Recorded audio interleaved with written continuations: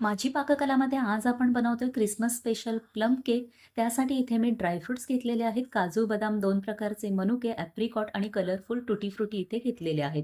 आता हे सगळे ड्रायफ्रुट्स एकत्र करूया, एका बोलमध्ये काढून घेऊयात आणि आता हे आपल्याला ऑरेंज ज्यूसमध्ये भिजत घालायचे आहेत. तर कोणत्याही कंपनीचा ऑरेंज ज्यूस घ्यायचा आणि ड्रायफ्रुट्स पूर्णपणे भिजले जातील इतपत आपल्याला यामध्ये ऑरेंज ज्यूस घ्यायचं आहे.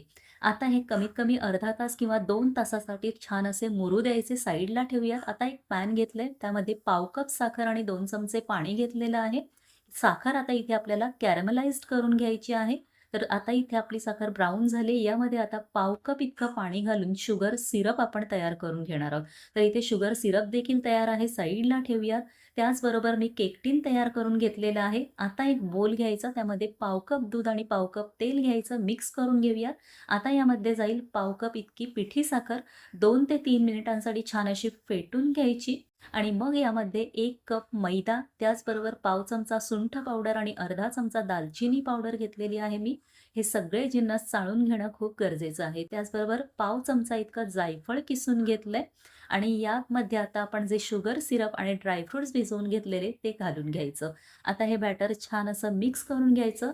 याची डिटेल रेसिपी माझी पाककला या आपल्या चॅनलवर आहे. अगदी अचूक प्रमाणासहित ही रेसिपी मी पोस्ट केलेली आहे. आवर्जून पहा व्हिडिओ. आता यामध्ये अर्धा चमचा इतकं व्हॅनिला इसेन्स घेतलेला आहे मी.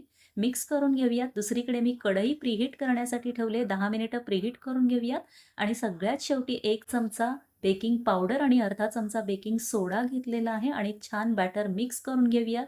ओव्हर मिक्स करायचं नाही. लगेचच आपलं तयार बॅटर आपल्या केक टिनमध्ये घालून घेऊयात. तर व्यवस्थित असं हे बॅटर सेट करून घेऊया वरनं, कारण थोडंसं घट्ट बॅटर आहे.